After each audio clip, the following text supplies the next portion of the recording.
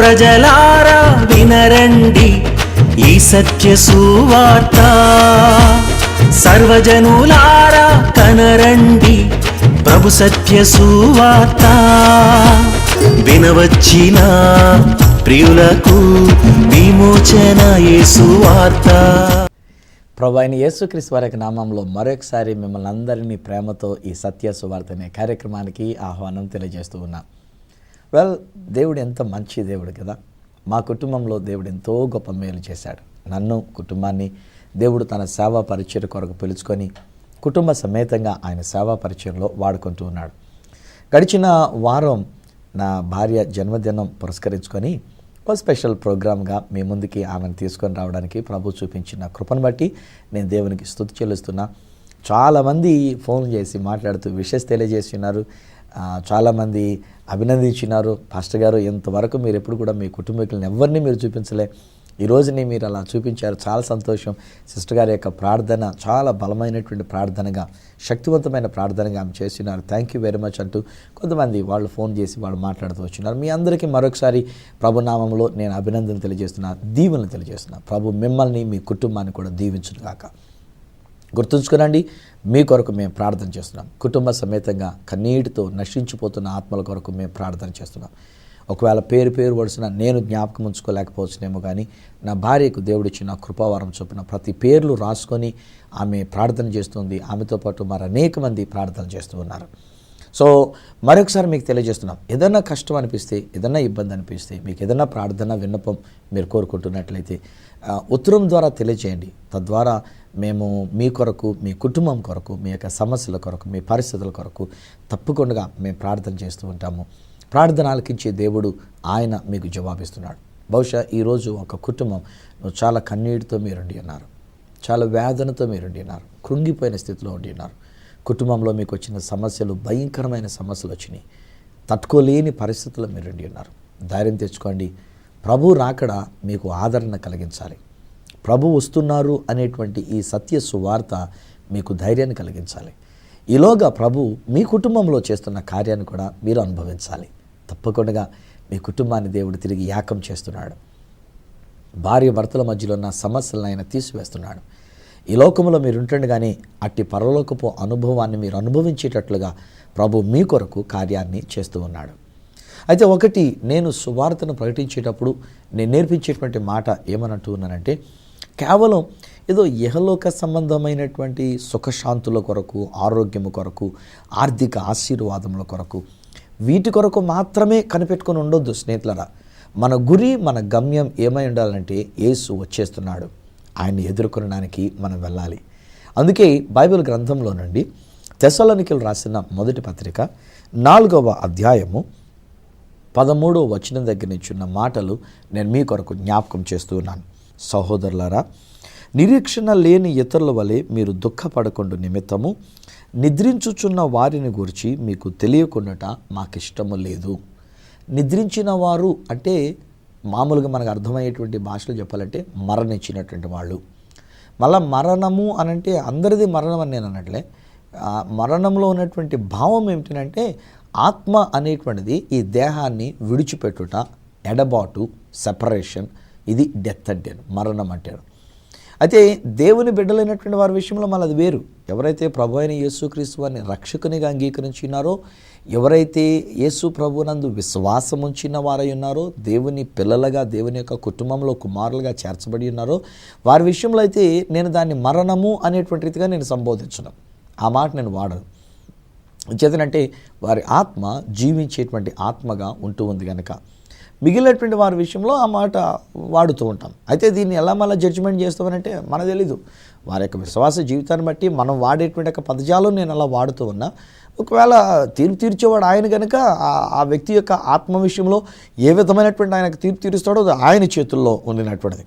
So ఇక్కడ పౌలు భక్తుడు ఈ సంఘానికి వ్రాస్తూ ఆయన ఏమని మాట్లాడుతున్నాడంటే, నిద్రించిన వారు అంటే సహోదరులలో నిద్రించిన వాడు, అంటే సహోదరులు అన్న మాట ఇక్కడ వాడినప్పుడు దాని అర్థం ఏంటంటే విశ్వాస బృందం. యేసు క్రీస్తునందు విశ్వాసం ఉంచినటువంటి వారిలో ఎవరైతే క్రీస్తునందు నిద్రించిన వారైనారనగా వారి ఆత్మ దేహాన్ని విడిచిపెట్టినదో వాళ్ళ గురించి సంఘములో ఉన్నటువంటి వాళ్ళు, లేక సహోదరులైనటువంటి వాళ్ళు, లేక విశ్వాసులైనటువంటి వాళ్ళు ఏడుస్తూ ఉన్నారు. అందుకనే పౌలు భక్తుడు అనమాట, వారిని గురించి మీకు తెలియకుండా మాకు ఇష్టం లేదు, మీరు ఊరికే ఏడవద్దు, కన్నీరు పెట్టొద్దు, నిరీక్షణ లేని వారికి వలె. ఆ తర్వాత 14వ వచనం ఏమన్నాడంటే, యేసు మృతి పొంది తిరిగి లేచినని మనం నమ్మిన యెడల అదే ప్రకారము యేసునందు నిద్రించిన వారిని దేవుడు ఆయనతో కూడా వెంటబెట్టుకొని వచ్చును. అంటే యేసు ప్రభు వస్తున్నప్పుడు ఎవరైతే యేసు ప్రభు వచ్చేలోగా యేసునందు విశ్వాసముంచి నిద్రించిన వాళ్ళు ఉంటారో వారి ఆత్మలను ఆయన వెంటబెట్టుకొని వస్తూ ఉన్నాడు. యేసు ప్రభు వారు వెంటబెట్టుకొని వస్తూ ఉన్నాడు. వెల్ ఆఫ్కోర్స్ ఆ తర్వాత ఇంకా ఒక్కొక్క అంశంగా మనకు ఉన్నటువంటిది హాఫ్ అన్ అవర్ టైం కనుక అన్ని కలిపి ఒకేసారి ఒక లెసన్గా మనం తీసుకోవడం కష్టం. చేత ఏ అంశంగా నేను తీసుకొని వెళ్తున్నప్పుడు ఆ తదుపరి ఈ తీర్పు లేకపోతే పునరుత్థానములు అనేటువంటి అంశాల్లోనికి వచ్చినప్పుడు మరలా ఈ విషయంలోనికి మనం వద్దాం.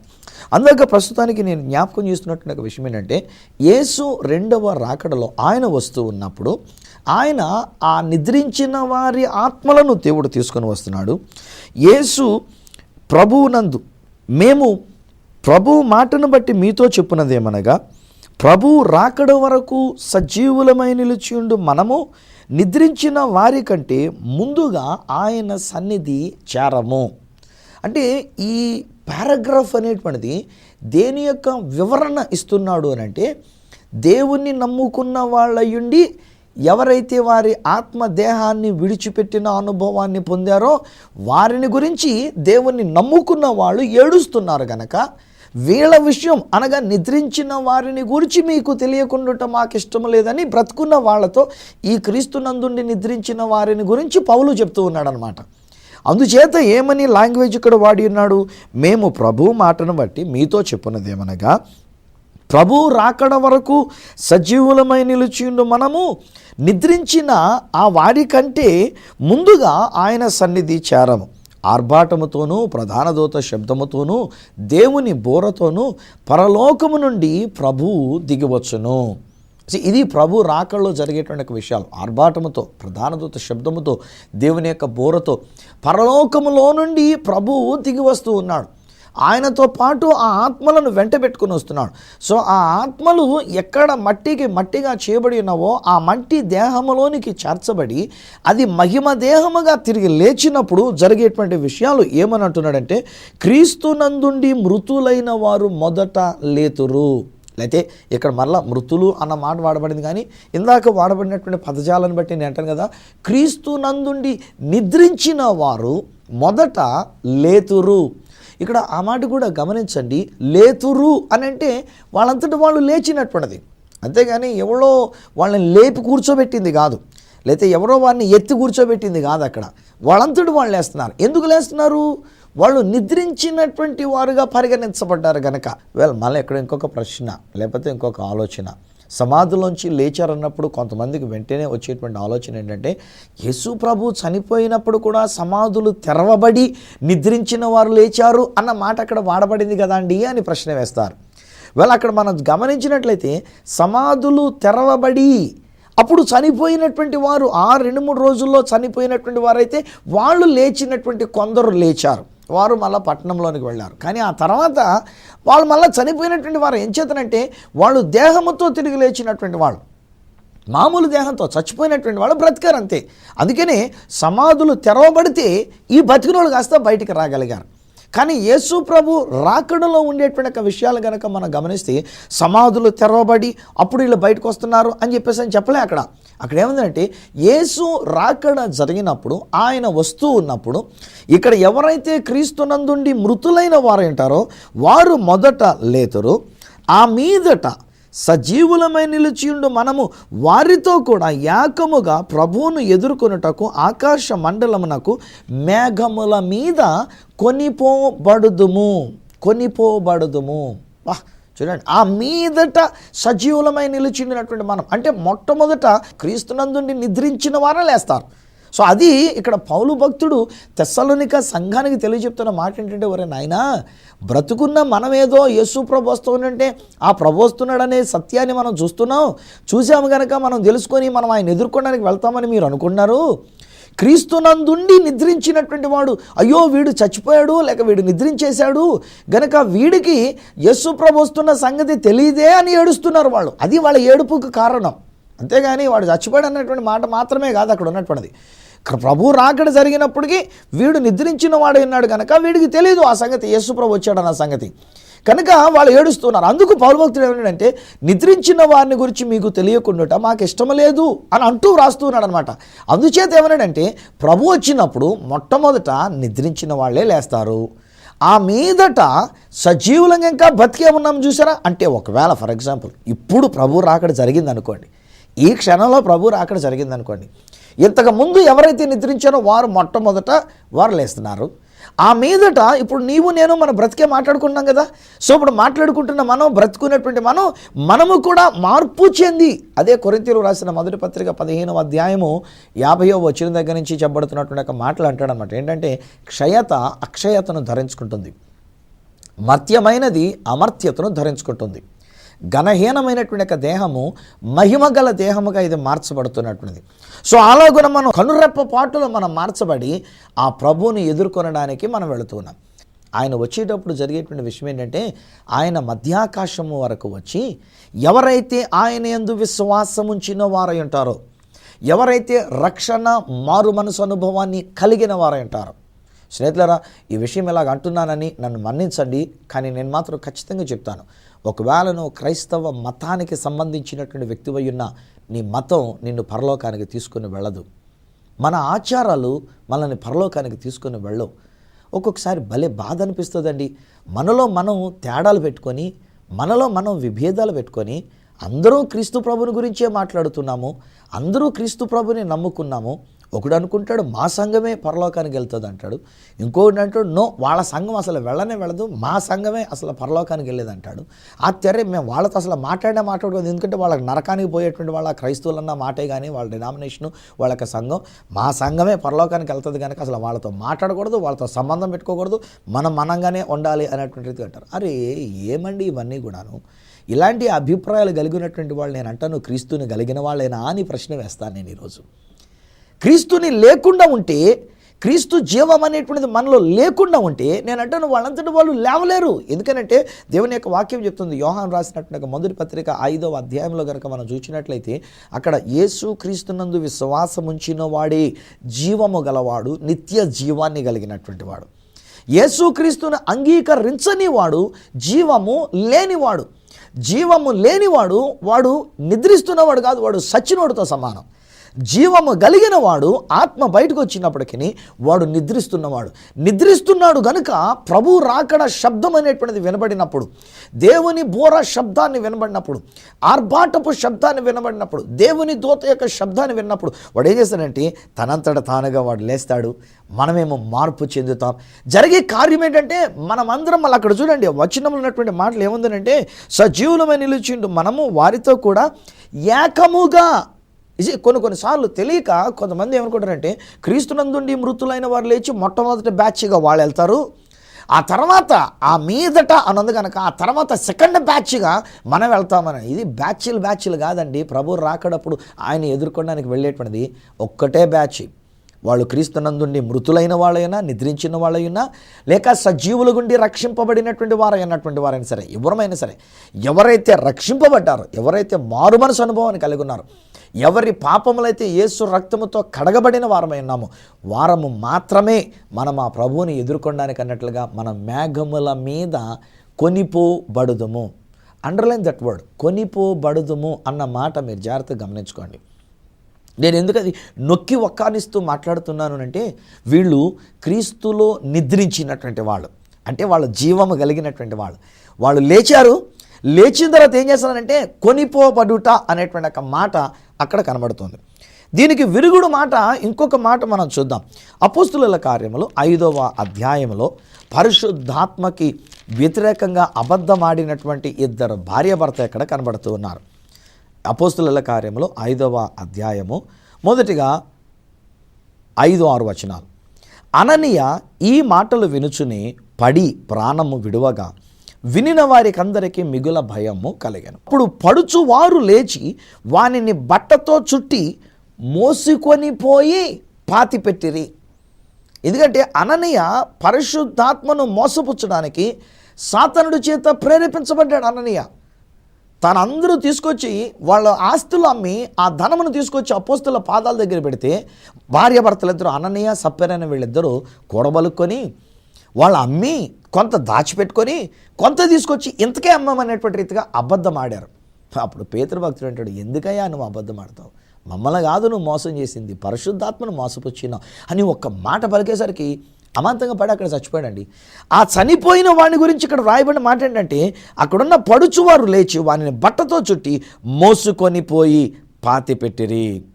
ఇప్పుడు మళ్ళీ 9వ వచనం దగ్గరికి వద్దాం. ఈలోగా ఆయన భార్య వచ్చింది. ఏం జరిగిందో పాపం ఆవిడకి తెలియలేదు. అప్పుడు మళ్ళీ పేతురు గారు మాట్లాడుతూ, అమ్మ ఇంతకే అమ్మారా అని చెప్పేసి అంటే ఇంతకే అని చెప్పింది ఆవిడ. ఇప్పుడు 9వ వచనంలో అందుకు పేతురు, ప్రభు యొక్క ఆత్మను శోధించుటకు మీరెందుకు ఏకీభవించితిరి? ఇదిగో నీ పెనిమిటిని పాతిపెట్టిన వారి పాదములు వాకిటనే నిలిచినవి, వారు నిన్నును మోసుకొని పోవుదురు అని ఆమెతో చెప్పాను. వెంటనే ఆమె అతని పాదముల మీద పడి ప్రాణం విడిచాను. ఆ పడుచు వారు లోపలికి వచ్చి ఆమె చనిపోయినది చూచి ఆమెను మోసుకొని పోయి ఆమె పెనిమిటి యొద్ద పాతిపెట్టిరి. చూడండి, అక్కడ తెస్సలోనికే వ్రాసినటువంటి పత్రికలో పౌలు భక్తుడు మాట్లాడుతున్నప్పుడు చెప్పిన మాట ఏంటంటే కొనిపోబడుట. కానీ ఈ అపోస్తుల కార్యంలో వ్రాయబడి పాపములో ఉండి ఉన్నారు కనుక వారి విషయంలో చెప్పబడుతున్నటువంటి మాట ఏమన్నదంటే వారు మోసుకొని పోబడుట. What is the difference? కొనిపోబడటం బతుకున్న వాడిని కొనిపోవడం జరుగుతుందండి, తీసుకొని పోవడం జరుగుద్ది. ఎందుకంటే వాడు బతుకున్నాడు, నడిచొస్తున్నాడు కనుక వాడిని చేపట్టుకొని మనం తీసుకొని వెళ్తుంటాం. కానీ బ్రతుకు అనే జీవము లేని వాడిని మోసుకొని పోవాల్సి వస్తుంది. ఏమిటి జీవం? యేసు క్రీస్తుని కలిగి ఉండటం. ఈరోజు నా సూటైన ప్రశ్న, నీవు యేసుని కలిగి ఉండి ఉన్నావా? యేసుని కలిగిన విశ్వాసములు నీవు ఉండి ఉన్నావా? ఈ సత్య సువార్తలో మేము యేసునే ప్రకటిస్తూ ఉన్నాం. ఈ యేసుక్రీస్తు ప్రభువును నువ్వు అంగీకరించినప్పుడు, యేసుక్రీస్తు ప్రభువునందు నీ విశ్వాసం ఉంచినప్పుడు, నీ కొరకే, నీ పాపముల కొరకే ఆయన సిలువలో తన ప్రాణం పెట్టి ఉన్నాడనేటువంటి సత్యాన్ని నువ్వు గ్రహించినప్పుడు సువార్త యొక్క శక్తి ఏం చేస్తుందంటే నీకు రక్షణ కలిగిస్తుంది. ఒకవేళ ఈ క్షణం యేసయ్య రాకడ జరిగితే నువ్వు రక్షింపబడిన వ్యక్తివై ఉన్నప్పుడు నువ్వు కొనిపోబడే వ్యక్తిగా ఉంటావు, మోసుకొని పోబడే వ్యక్తివి కావు. మేము ఇంత చెప్పిన తర్వాత కూడా ఒకవేళ మీరు యేసు ప్రభుని అంగీకరించకపోతే అది మీ చేతుల్లో విడిచిపెడుతున్నాను. నేనేం చేయలేనండి, నేను చెప్పడం వరకే నేను చెప్పగలను. అంగీకరించేది మీరు, సత్యాన్ని గ్రహించవలసింది మీరు. ఈ సత్య సువార్త అనేటువంటిది దాదాపు యేసుక్రీస్తు వారు మాట్లాడినప్పటి నుంచి కూడా కనబడుతున్నటువంటిది. ఆయన మన కొరకు చేసేసినటువంటి కార్యం, సిలువలో ఆయన జరిగించేసినటువంటి కార్యం. ఆయన అన్నాడు కదా, బిడ్డలారా సంగమా ఇక్కడికి ఎక్కిరండి. పాత నిబంధనలో నుంచి కూడా మోషే గారి యొక్క జీవితంలో నుండి కొన్ని మాటలు జ్ఞాపకం చేశాను కదా మునుపటి కాలంలో యేసు ప్రభు రాకడను గురించి.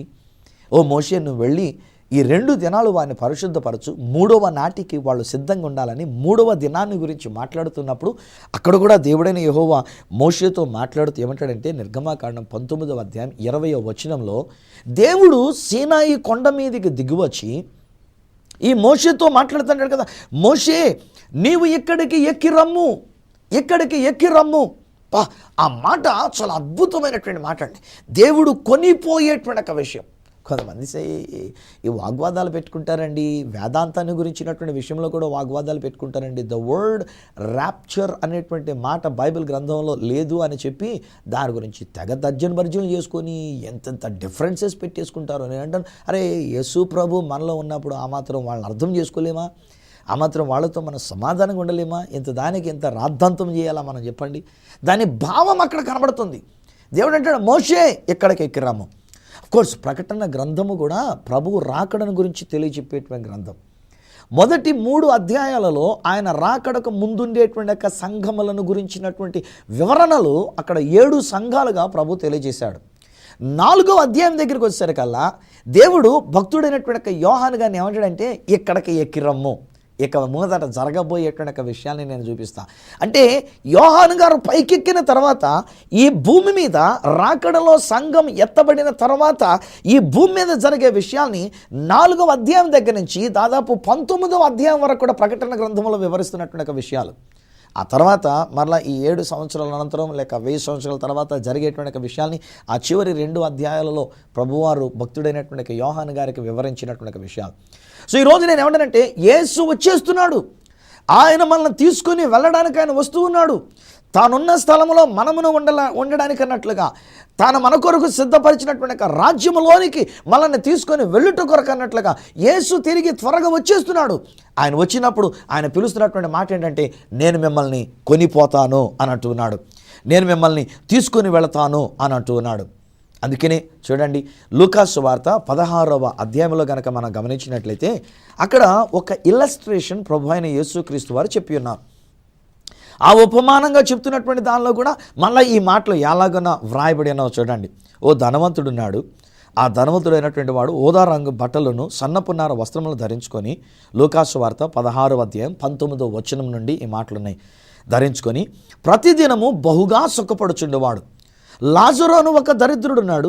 వాడు కురుపులతో నిండిన వాడై ధనవంతుని ఇంటి వాకిట పడియుండి అతని బల్ల మీద నుండి పడు రొట్టె మొక్కలతో ఆకలి తీర్చుకున్న గోరెను. అంతేకాక కుక్కలు వచ్చి వాని కురుపులు నాకెను. ఇప్పుడు చూడండి ఏమంటాడంటే 22వ వచనంలో, ఆ దరిద్రుడు చనిపోయి దేవదూతల చేత అబ్రహాము రొమ్మున ఆనుకొనుటకు కొనిపోబడెను. ఇది when God enabled the Holy Spirit of God to write this Bible.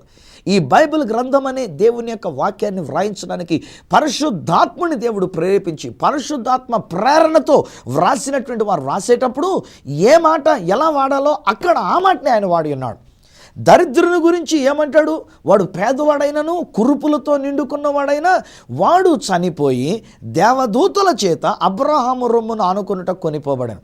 ధనవంతుడు చనిపోయి పాతి పెట్టబడెను. మళ్ళీ వాడి గురించి కొనిపోబడెను అన్నమాట వాళ్ళే అక్కడ. ధనవంతుడు కూడా చనిపోయాడు కనుక వాడేం చేయాడంటే పాతి పెట్టబడ్డాడు. కానీ బీదవాడు ఉండినటువంటి లాజరు చనిపోయాడు, దరిద్రుడు చనిపోయాడు. దేవదూతలు అతను పట్టుకొని తీసుకొని వెళ్ళినటువంటిది అబ్రహాము రొమ్మున ఆనుకొనడానికి అన్నట్లుగా. నా ప్రియ స్నేహితులరా, ఈ రెండు మాటలని జాగ్రత్తగా అర్థం చేసుకుందాం. కొనిపోబడే వాళ్ళు జీవము కలిగినటువంటి వాళ్ళని చేయి పట్టుకొని మనం తీసుకొని వెళితే వీళ్ళు తీసుకొని పోయారు, కొనిపోబడ్డారు అని చెప్పొచ్చు. మోసుకొని పోబడినటువంటి వారు లేక పాతి పెట్టబడినటువంటి వారు ఏంటంటే జీవము లేని వాళ్ళు గనక వాళ్ళు పాతి పెట్టబడ్డారు. దట్స్ ద ఓన్లీ డిఫరెన్స్ అండి. ఈ జీవము యేసుక్రీస్తే. నీకు నాకు జీవం యేసుక్రీస్తే. నేను బ్రతకాలని, ఆ ప్రభు రాకడ జరిగినప్పుడు మధ్యాకాశానికి కొనిపోబడేటువంటి వ్యక్తిగా ఉండాలని నా కొరకు సిలువలో తన ప్రాణాన్ని త్యాగం చేసినటువంటి యేసయ్య. ఎంత అద్భుతమైన మాట సంఘాన్ని గురించి అంటున్నాడు. ఆయన ప్రభు రాకడలో దిగువచ్చినప్పుడు, పరలోకం నుండి ప్రభు దిగువచ్చినప్పుడు మనమందరం ఏకముగా కూడి ఆ ప్రభువుని ఎదుర్కొనటానికి ఆకాశమునకు మేఘముల మీద మనము కొనిపోబడుదము. యేసు రాకడ అతి సమీపించేసింది.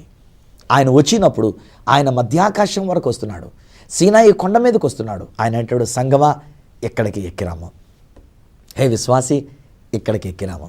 ఆయన అంటాడు, సువార్తరాజు ఇక్కడికి ఎక్కిరాము. ఒక్కొక్క వ్యక్తిని పేరు పెట్టి పిలుస్తున్నాడు ఆయన. ఒక్క క్షణంలోనే మళ్ళీ ఎంతమందిని, కోట్ల మందిని పిలవడానికి 1,000,000 నిమిషాలు పట్టమండి ఆయనకి, 1,000,000 సెకండ్లు పట్టమండి ఆయన. ఒక్క క్షణంలోనే నీ పేరు పెట్టి ఆయన పిలుస్తున్నాడు, ఎక్కడికి ఎక్కిరమ్ము అనేటువంటి రీతిగా ఆయన పిలుస్తున్నట్టు. అలా కొనిపోబడే వారంగా ఉండాలనంటే ఒక్క చిన్న మాట నేను మీ కొరకు చదివి మీ కొరకు నేను ప్రార్థన చేయబోతున్నాను. హెబ్రీయులకు రాసిన పత్రిక 11వ అధ్యాయము 5వ వచనములో కనుక మనం చూసినట్లయితే, వాస్తవానికి ఈ హెబ్రీ పత్రిక విశ్వాస వీరులను గురించి వ్రాయబడుతున్నటువంటి అధ్యాయం ఇదంతా కూడా. 5వ వచనం ఏమంటాడంటే, విశ్వాసమును బట్టి హానోకు మరణము చూడకుండానట్లు కొనిపోబడెను. అతడు కొనిపోబడక మునుపు దేవునికి ఇష్టుడై ఉండెనని సాక్ష్యం పొందాను. కాగా దేవుడు అతన్ని కొనిపోయెను గనుక అతడు కనబడలేదు. ఎందుచేత? విశ్వాసమును బట్టి. Because of his faith in God. దేవునిలో తనకున్న విశ్వాసమును బట్టి హానోకును గురించి వ్రాయబడుతున్నటువంటి ఒక మాట ఏమన్నాడంటే, దేవుడే అతనిని కొనిపోయెను. ఎట్లా కొనిపోయాడు? కోర్స్ ఆది కాండము 5వ అధ్యాయము 24వ వచనం దగ్గర కనుక మనం చూస్తే, ప్రతిరోజు హానోకు దేవునితో నడుస్తూ ఉండేవాడంట. ప్రతిరోజు దేవునితో నడిచాడంట. పెండ్లయింది, భార్య పిల్లలు ఉన్నారు, పిల్లల్ని కన్నాడు. సో కుటుంబ జీవితాన్ని జీవిస్తూనే వచ్చినాడు. But at the same time he was walking with God. దేవునితో నడిచాడు. విశ్వాసము కలిగిన వాడై దేవునికి ఇష్టడు అనేటువంటి ఒక సాక్ష్యాన్ని పొందుకొని ఉన్నాడు. ఈరోజు నేను చెప్తాను, హే ఫ్రెండ్స్, మీరు దేవునికి ఇష్టమైనటువంటి వారు తెలుసా? నువ్వు ఇష్టడువా అని నేను అడగట్లే. నువ్వు ఇష్టడుగా ఉన్నావా అని నేను అడగట్లే. ఈరోజు నేను డిక్లరేషన్ చేస్తున్న మాట ఏంటంటే, నువ్వు దేవునికి బహు ప్రియమైన వ్యక్తివి, నువ్వు దేవునికి బహు ఇష్టమైన వ్యక్తివి. నీ కొరకే యేసు తన ప్రాణాన్ని పెట్టాడు, నీ కొరకే యేసు సిలువలో తన ప్రాణాన్ని ఆయన త్యాగం చేసుకుని ఉన్నాడు. ఈరోజు అన్నాడు, రండి నా యందు విశ్వాసం ఉంచి నాతో నడవండి. సో నడవగా 300 సంవత్సరాల పాటు దేవునితో నడిచినట్టు హానోక్ని ఒకరోజు దేవుడు అన్నాడు, హే కమాన్ హానోక్, ఎంతకాలం ఇంకా ఇక్కడెక్కడ నడుస్తూ ఉందాం, కమాన్ నేను నిన్ను తీసుకొని పోతాను, కొనిపోబడేను. ఇప్పుడు హెబ్రీ పత్రికలో ఏమిటంటే, దేవుడు అతను కొనిపోయాను గనుక అతడు కనబడలేదు.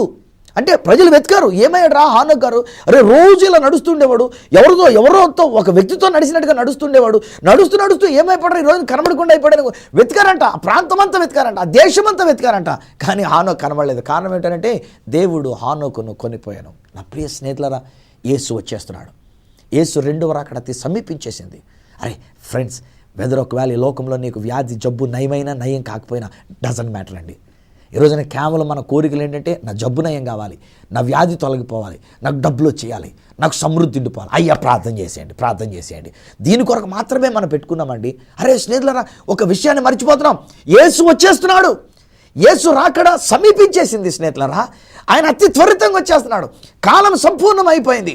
ఆలస్యం చేయక వచ్చుచున్నవాడు ఆయన వచ్చేస్తున్నాడు. కనుక మనం చేయగలిగినటువంటి పని ఏంటంటే, విశ్వాసముతో దేవునితో నడుస్తూ ఆయన మనల్ని కొనిపోయినప్పుడు మనం ఆయనతో పాటు కొనిపోబడ్డానికి అన్నట్టుగా ఆ మధ్యాకాశాన్ని కొనిపోబడేటువంటి వరంగా మనం ఉందాం.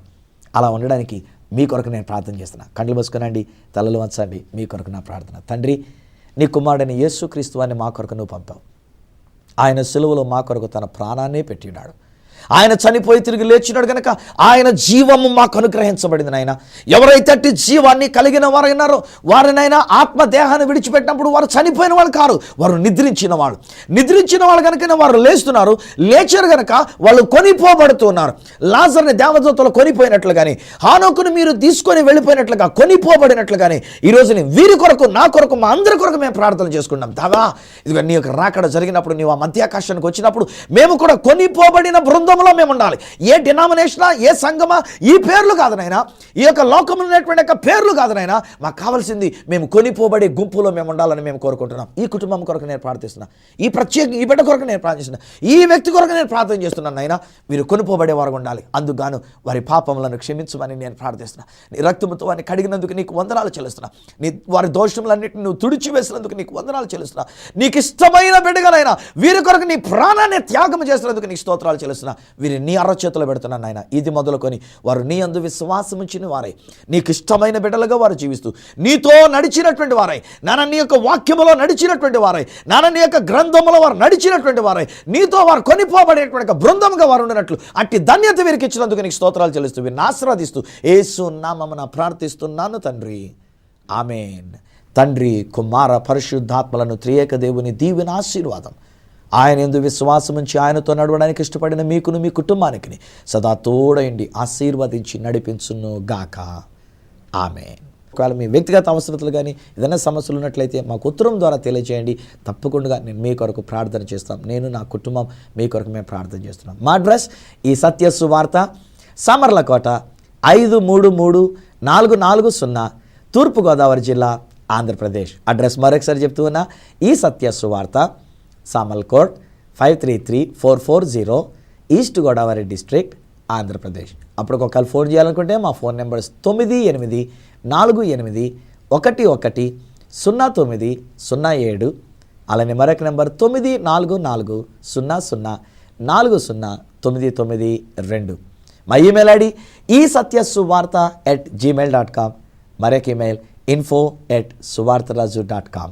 మనం వచ్చే వారం యేసు ప్రభు రాకడ గురించిన మరి అమూల్యమైనటువంటి సత్య సువార్తతో మీ ముందుకు వచ్చేటంత వరకు మిమ్మల్ని అందరినీ ప్రభు చేతులకు అప్పగిస్తూ మీ దగ్గర సెలవు తీసుకుంటున్న మీ అభిమాన దైవజనుడు సువార్తరాజు.